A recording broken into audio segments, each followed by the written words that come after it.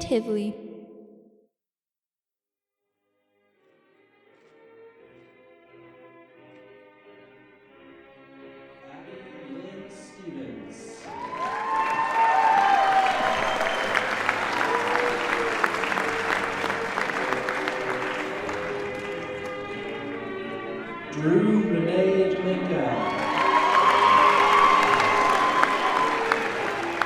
Do you remember what it was like to graduate high school? I just attended a small town high school graduation, and it brought back all kinds of memories. It's an exciting time of life. That moment of walking across the stage in front of family and friends, receiving your diploma, and hearing the applause and cheers of those in the audience. It's a definition of a pivotal moment. It's a moment of transition, too.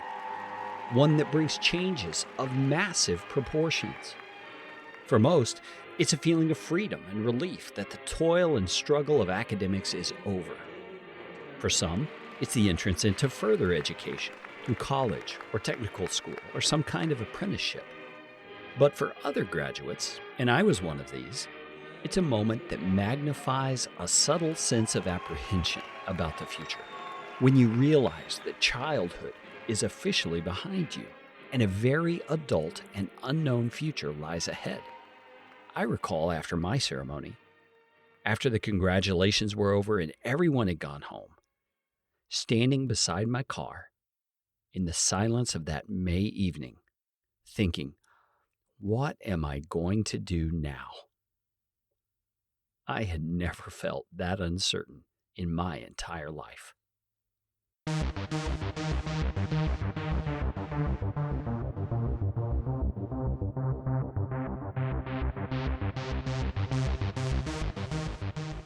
In that situation, it's not uncommon for someone in my shoes to jump at the first opportunity that comes along, simply for the sake of latching onto something that feels certain, even if it's something they know nothing about. I was a smart kid, but I hated school. So I barely graduated. I'm not going to lie. I think I had a D plus average graduating from school. And afterwards, I didn't go to, I think I did a couple classes at the local community college, but I was lost. I was like, what am I going to do? I have no idea what to do. I did some sales jobs. I sold cars for a while. I sold diet plans for a while, and I had nothing. I really had nothing to hang on to. One day I saw an advertisement in the newspaper for a wildlife officer. And I'm like, oh, wildlife officer, that's cool. I'll be a park ranger. I can go hang out with the birds and Bambi all day, right? And I applied and found out it was actually a law enforcement position. And, jumped all the hoops, got accepted, and became a certified police officer in the state of Florida. But I was a game warden. Didn't really care for being a game warden. Went back home to Miami and applied with Miami-Dade Police Department, not wanting to, waste the certification I just earned. And then I was a cop there for 18 and a half years. So the circumstances just led me there. It often turns out that once you've opted for that kind of security, you'll wind up sticking with the decision for the long haul, even if it's a decision that's not good for you. I just kind of knew then that it wasn't my passion in life. But, you get to a point you're like, okay, yeah, it's secure, but at what point is it worth it? That is the voice of Darla Powell, an 18-year veteran of the Miami-Dade Police Department in Miami, Florida. She's one of the many brave men and women who have chosen to put themselves in harm's way in service to the rest of us. Darla, thank you for that willingness.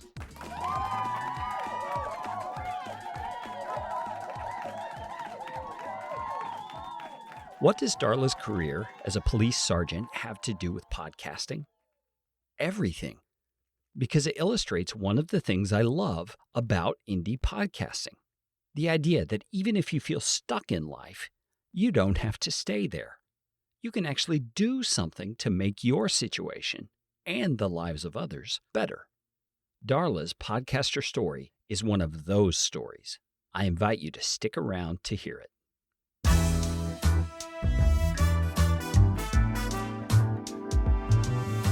Way back in 2003, 2004, an amazing new media technology was developed.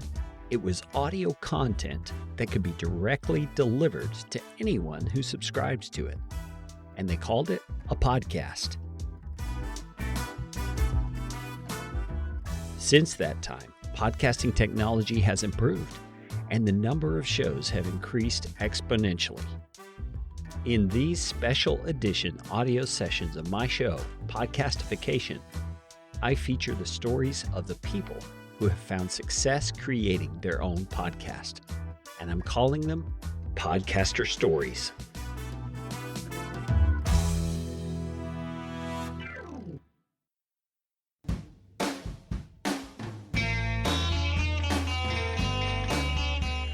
I'm a native Floridian, which there aren't too many of those. I'm a rare bird, but I grew up in Homestead, Florida, with my mom and my dad, who was an insurance salesperson and a housewife, And my mother had antique shops, and my grandmother had antique shops down here off and on. And we always used to hit the flea markets and, the art shows. And that's what got me started, having an interest in arts and interior design. So that's always been kind of there.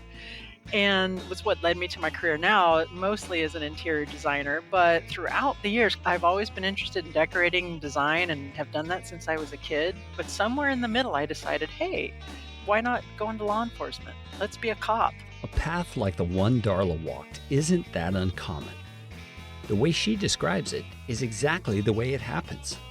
We grow up curious and enthused, enjoying the things we're naturally curious about. But somewhere along that growing up path we all have to walk, increasing responsibilities and circumstances nudge us into looking at life more seriously, more practically, and less through the delighted and curious eyes of a child. It was so funny because I used to decorate my room like every week. I would rearrange my furniture. I would hang paintings up. I would take paintings down. So I was kind of living it and doing that, but I had no idea that it was an avenue that one could do professionally. Like when I was going, in elementary school, when they ask you, what do you want to be when you grow up? It was always, I want to be an oceanographer. Actual recording of sounds produced by a marine animal underwater. Don't ask me where that came from. And, in high school, the guidance counselors, never said, hey, did you know you could do art or interior design? There's people that get paid for this. So, that might make a little more sense about, after high school, why the cops were hiring and I applied. It is a good thing to grow up. It's a good thing to take on increasing amounts of responsibility. It's how we mature and become a person of character that others can rely on. But it's tragic when we lose that sense of wonder and optimism and interest that we possess as children.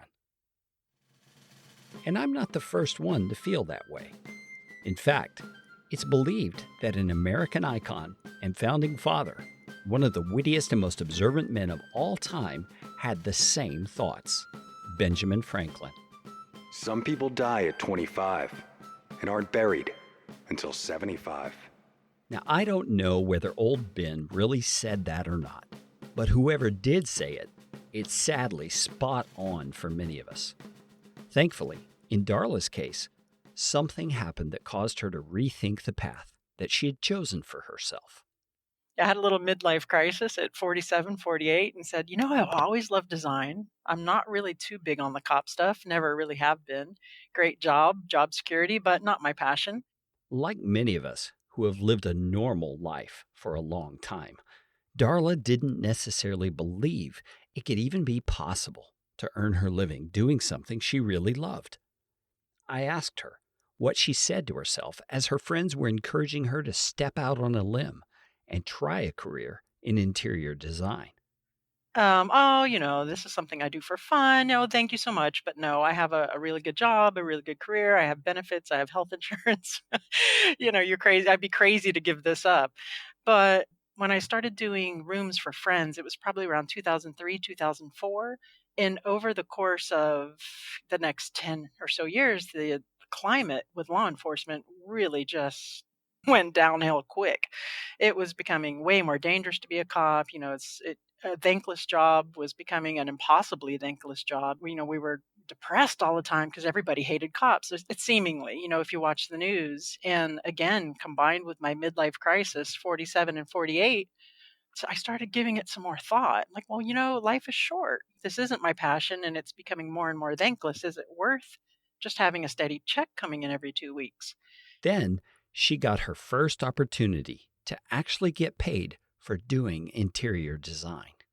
I bought a house, and I think in 2004 it was a townhouse, and it was a complete gut.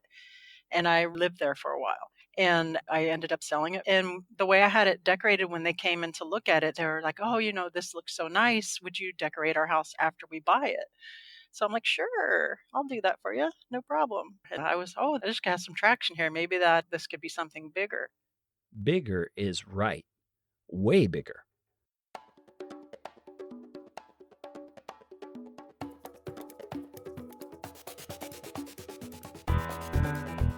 Darla started experimenting, learning, reading, figuring out how to put out what she called a virtual shingle on Facebook.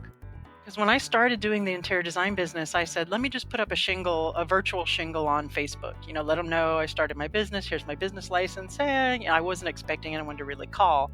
I figured, it would take me a couple years to build up the clientele. And at the time, I had projected to retire from the police department in about 2 years. But the phone calls started coming in, like really started coming in to the point to where I was panicking. I'm like, oh, heck, I've done this now. Now I got, what am I going to do? I actually have people calling, and took some side hustles and realized quickly that I couldn't do both well.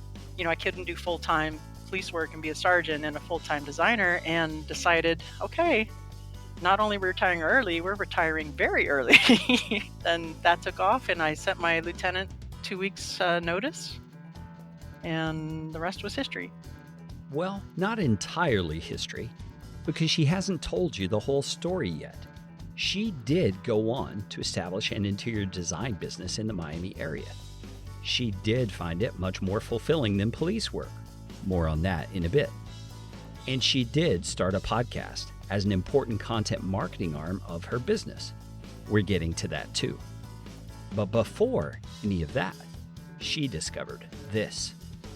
One of the reasons it took off so quickly is because I found out that I was really, really good at social media marketing. And that's how the other side of my business, the social media marketing and the podcast and Wingnut Social, was born. I had other interior designers coming to me saying, "Who's doing your social media marketing? They're doing great. Can I have the number? I'd like to hire them." And I had to tell them, well, it's just me. I'm really doing it. So they started saying, well, will you do mine? And after several of them started asking me, I was like, there's a need for this in the industry for interior designers to find someone that can speak design and do social media marketing well for them. So I figured, hey, I have one business. Why not have two? How hard can it be? And we started our social media marketing agency. It's called Wingnut Social. What you just heard Darla describe is not just an interesting origin story. It's chock full of lessons for us about podcasting, starting a business, and a whole lot more. Notice what she found out. People who do what she does need the same things she needs. And if she could figure out a system to deliver those things to them with high quality and great results, she just found an amazing opportunity to create a business. So let's get practical. What is it that you do? What is it that you podcast about? Once you have that clearly in your mind, ask yourself this question. What are the needs I have that are specific to my niche? Once you've identified that, ask the follow-up question. Am I able to do that thing for myself well enough that I could do it for others in my niche? If so, you might have your next stream of revenue staring you in the face.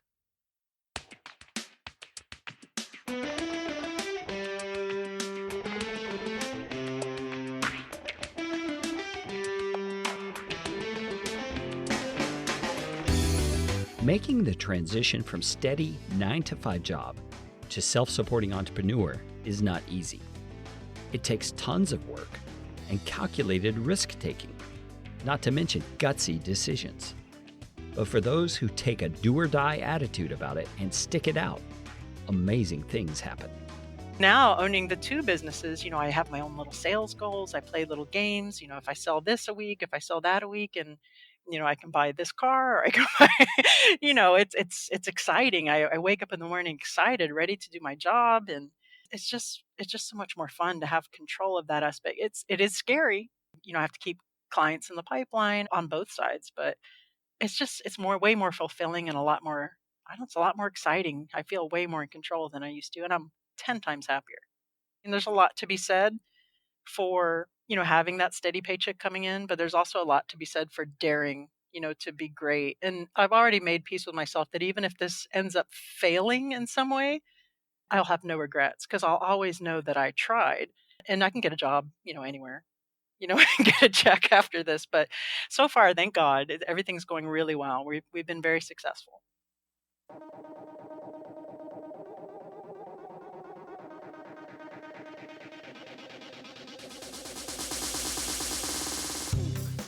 I have to admit that at this point in the conversation, I got a little bit selfish.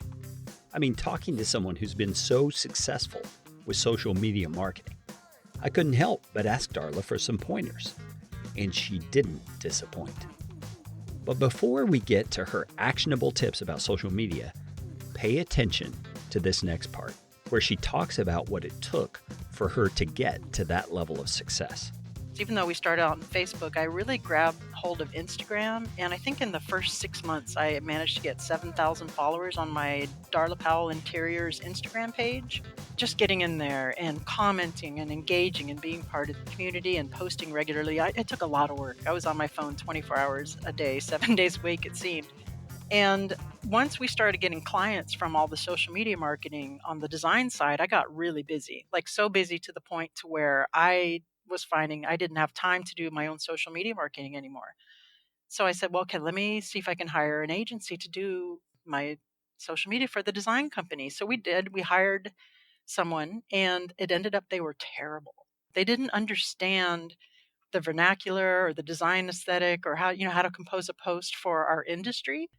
And that coupled with the other designers coming to me asking me, who's doing my social media before, the bad company took it over, made me really see, man, there's a need for this. And I have so much credibility as an interior designer to address these deficiencies, with other agencies to market for interior designers. And it's taken off. We've signed so many clients. And what made me good at it was, I think mostly is that I was tenacious, prolific, like to a fault. Because a lot of designers will say they'll throw up a few posts and they'll say, "Well, it didn't work. I tried. I didn't get any clients." And I don't know. I've just been very knowledgeable about it. I studied, anything I could get my hands on. Listened to podcasts. Hashtag strategies. How often to post, what times to post, and I've gotten it down to a science. And now we're so busy on that side, the social media side, that I have 2 full-time staff members and 2 part-time staff members handling all that for me with master's degrees in marketing. So they've elevated it way more than I could. I always believe in hiring people smarter than me, which isn't that hard to do, but so they can take it and run with it and make it even better than I could.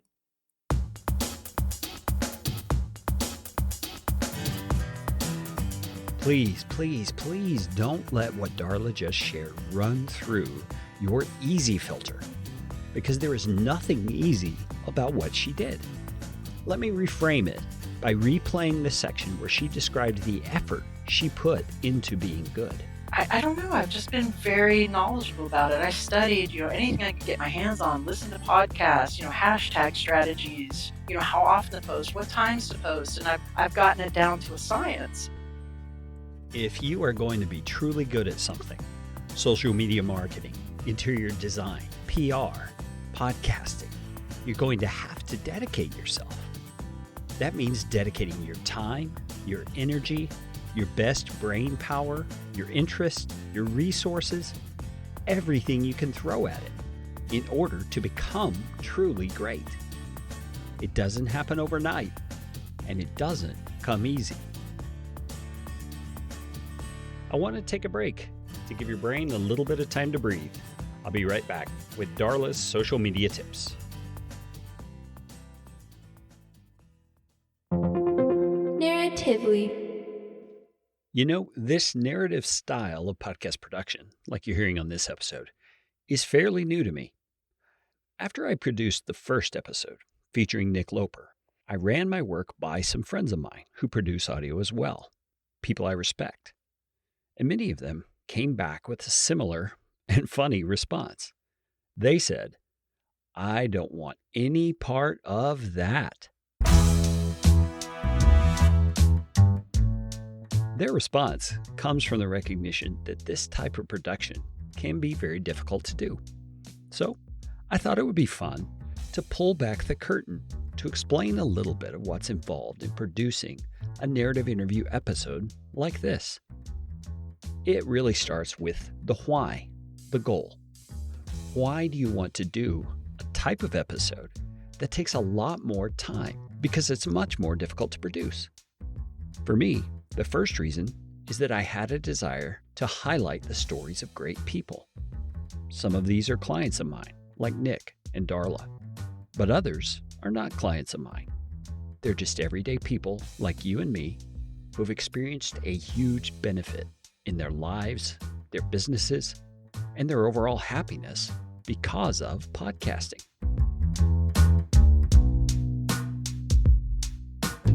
My second reason is that I wanted to figure out a way I could better serve clients in light of the rapid increase of podcasting as a whole. What I mean is this: I can see what's coming. The days are quickly approaching when the typical "I ask a question and you give an answer" style of podcast interview show is likely not going to be enough to grow an audience and keep their attention. There is just too much fun stuff out there to listen to, from true crime podcasts to highly produced audio dramas.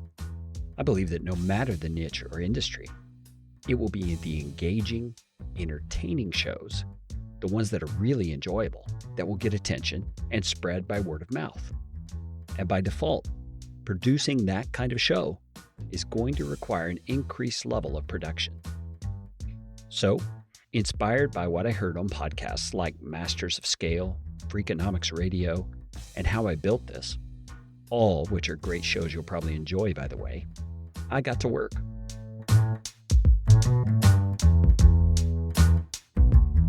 Those are my why, my reasons for creating these narrative interview episodes. But there could be many other motivations for doing this kind of thing. Financial, business-related reasons, a desire to elevate your industry and your expertise in it, building a fan base or improving your audience retention and loyalty, or simply a desire to serve your audience with a greater degree of excellence.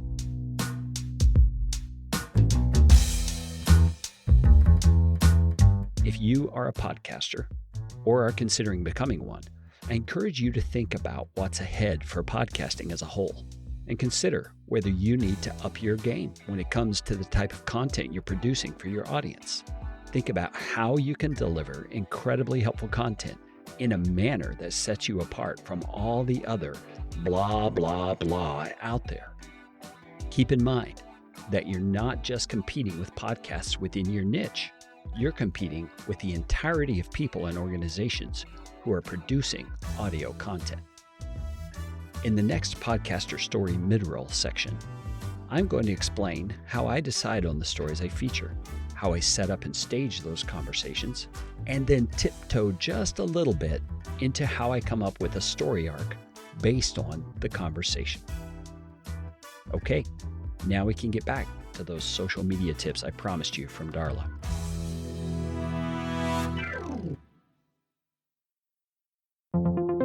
Narratively.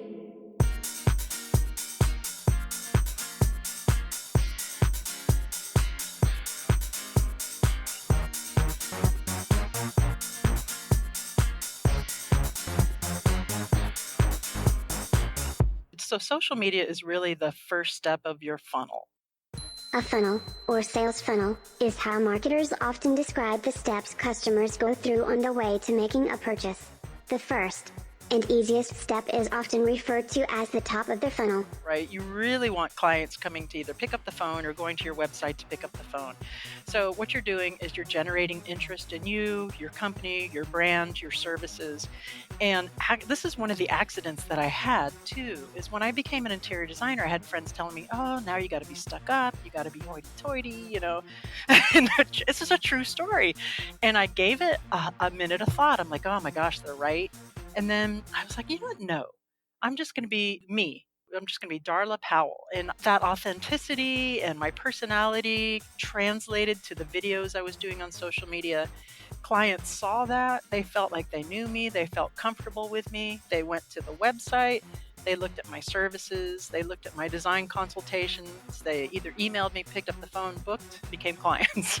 And I cannot tell you how many clients we get from, especially from Instagram, that have said, you know, I saw your video on Instagram. I just love the way you comported yourself. You looked fun. You're a professional. You know, I just really felt comfortable with you, like I knew you. And we just did that in the beginning by accident, really. And that's something that I advise all my clients to do. Don't be afraid to be yourself. You know, don't cross boundaries, be professional. But if you're like me, and that includes a little wingnut edge, you want your ideal client to be able to jive with you, you're going to have so much better of a time with your clients and that working relationship. And I'm telling you, that's exactly what happened. We get clients that become friends. It's just been a game changer. And while Darla has been talking about her approach to social media from an interior designer perspective, I've found the same is true with podcasting. Be yourself. Don't try to sound like another podcaster.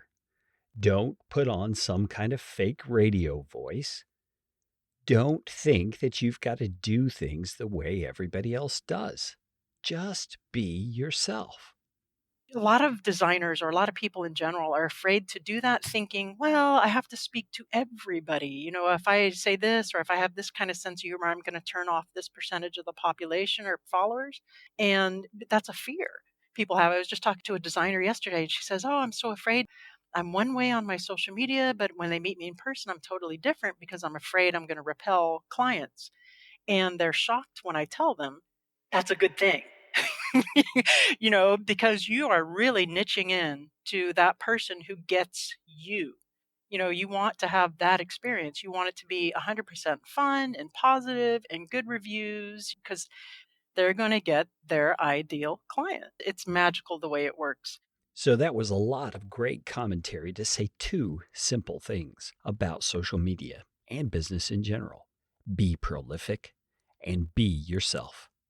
That is all really great and really helpful stuff, Darla. Thanks so much for sharing it.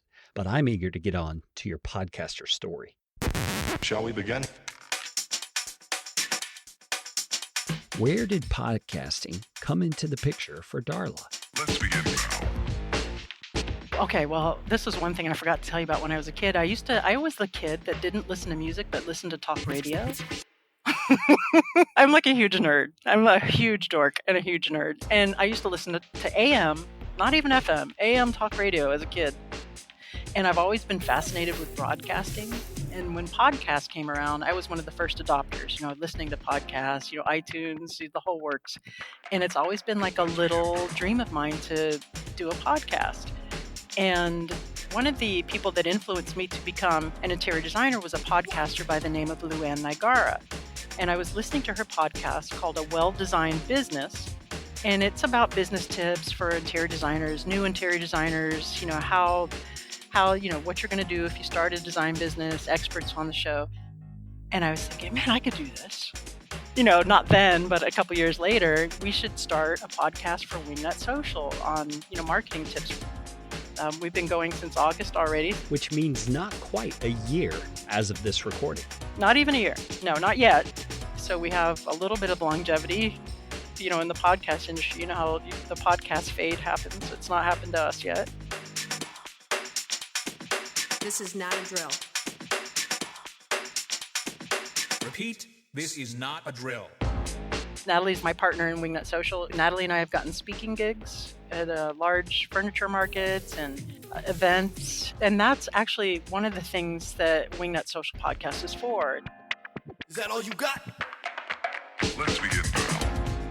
It's to establish ourselves as industry experts. And it's not really a salesy podcast, although every now and then we'll mention, hey, we do this, that, and the other thing.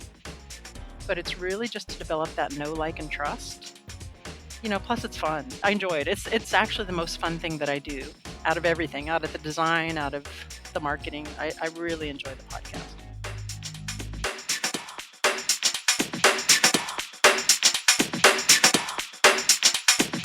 Oh, for sure.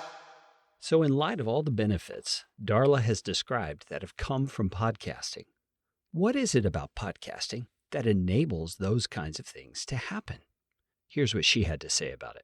When people hear your podcast and you're in their ear all the time, that's kind of an intimate situation. And they feel like they're friends with you, like they really know you. And if you deliver the goods, and that is by giving content and, design advice or marketing advice, and they use it, you give them some actionable information with each episode or, however often you publish, then they trust you. And then you're top of mind. And maybe a year from now, or maybe 6 months from now, or maybe tomorrow, hey, I need someone to help me market my business. Oh, yeah. Darla over at Wingnut Social. She has all these great tips. She's really smart. I enjoy her podcast.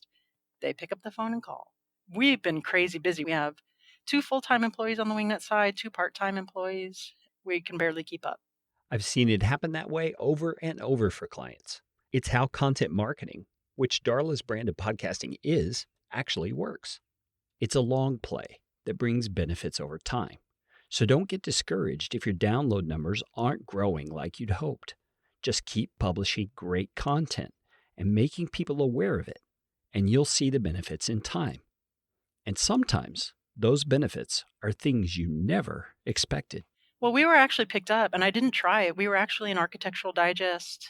I think it was the interior designers picked their 12 favorite podcasts or 12 best podcasts. We were one of them. We've been in Designers Today, which is a B2B design industry trade magazine, Business of Home, a couple of times. Part of that is through the marketing that we teach, the networking and the techniques we use for social media marketing that's gotten our foot in the door there, even though we didn't proactively go after any of those magazines. But all of that publicity has really been as a result of the success of the podcast and the reception that we've had for it. Once things start happening on that level, the people in your industry start to look at you as an authority or an expert at what you do. Think about it. Don't you look at the people that you listen to on podcasts or see in magazines in your industry as experts? That's a massive benefit and a huge responsibility. I asked Darla what it's worth to have that kind of authority. I think it's, I think it's priceless. First of all, even if if not one client came through, I just enjoy doing the podcast so much that for me, it's priceless. It's just so much fun. But, you maybe ask me in a year and I'll tell you how many clients we've gotten from. I don't have any numbers in front of me, but it's a lot. Because if you think about, first of all, the magazine exposure brought in clients. We have clients calling from that and getting that visibility on the design side by getting asked to speak at events at High Point Market. And I don't have a dollar amount for you, but in my mind, priceless. Now having the podcast, that's really what has made the magazines really focus in and made us so unique, because not only do I have this industry for social media marketing, I'm also a relatively decent interior designer. Okay, we have pretty good portfolio work. So the visibility has been crazy. And, we have 2 Instagram channels and we do video on both. So it's just, we're really just hitting it from all angles. And I have to tell you, I'm pretty exhausted. But for a person like Darla, the level of success she's already attained isn't all she's got in her sights for herself or her podcast. I would love to be able to do a show for HGTV.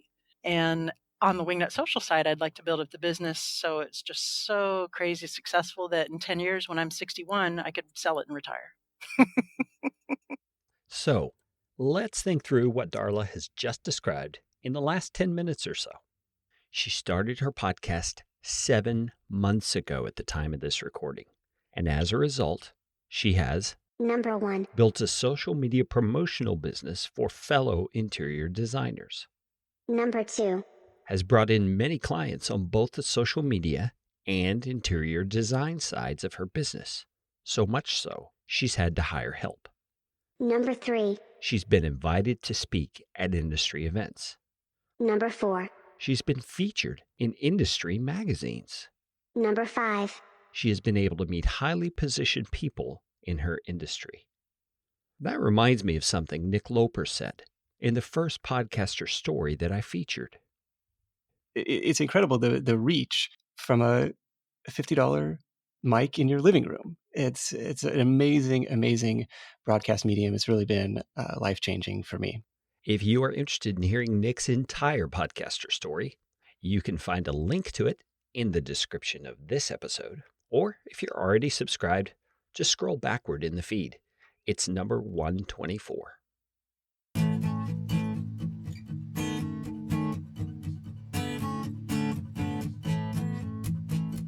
I love stories like Darla's, and I get to hear them from clients all the time.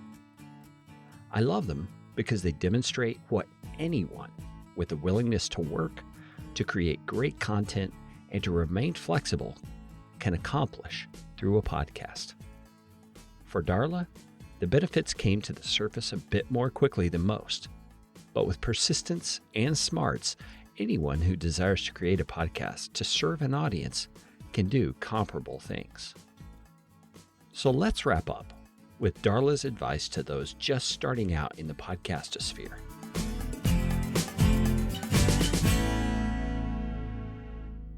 The first thing I would say is just to make sure that you do your research and get halfway decent audio equipment.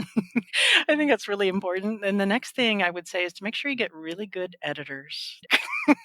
Because it makes a huge difference. I'm telling you, if I had to do this all by myself, it would not be nearly as good as it is. Our editor that works for Podcast Fast Track, Jonathan, he does such a good job at making us look smart. So I would definitely say invest in a good editor and make sure that your show at the end, has some kind of production value. Jonathan is a superstar, and I'm honored to have him on my team. And in case you didn't know, he's also a superstar podcaster himself. You can find his show for kids called The Alien Adventures of Finn Caspian at finncaspian.com. That's FINNCASPIAN.com. Okay, let's get back to Darla's advice. If you can record on separate tracks for your guests, that's great, because this goes back to the editing too. In case you're talking over each other, your tracks can be separated so it doesn't sound like just one big noise ball in there. And it just makes it just sound so much more professional, and it's so much more fun to listen to. I can't tell you how many podcasts I've said, let me check out this podcast. And the subject matter was great, but it was unlistenable because, everybody's talking over each other, or there is so much, just not edited, or it was just, I'm a kind of a snob that way maybe, but if I'm listening to a podcast, it has to have some, quick flow, some smooth editing, but to the point where you can't really tell it's edited. You know what I mean? It sounds just natural. And also, one more thing, there's 3 things I have. Don't sit around and think, I have to wait until, this is perfect, or I have to wait until that is perfect. Just start, because I guarantee you my first 10 episodes were rough. They get better as you go. Just get them out there, start doing it, build your audience. Don't wait, get out there and just do it.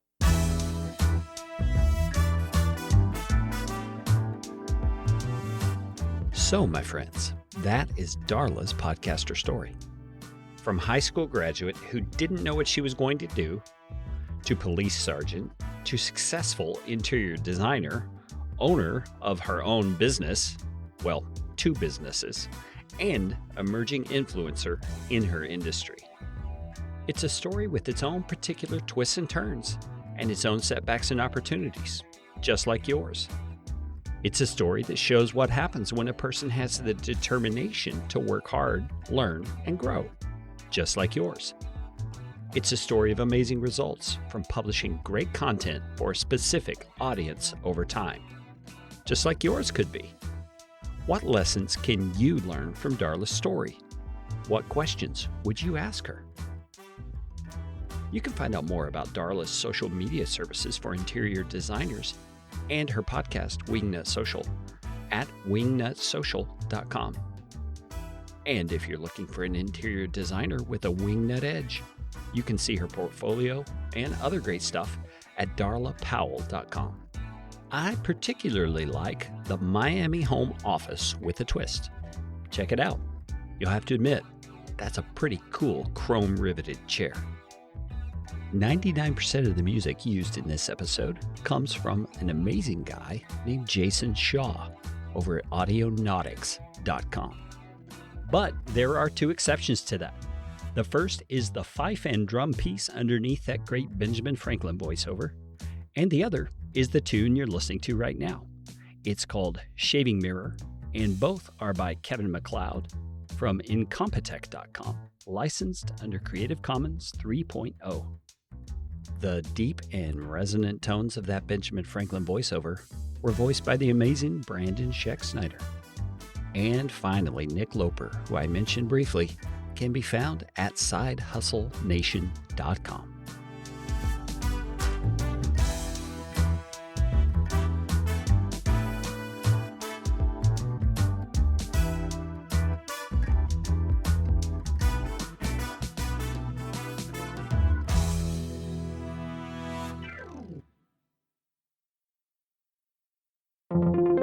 Narratively.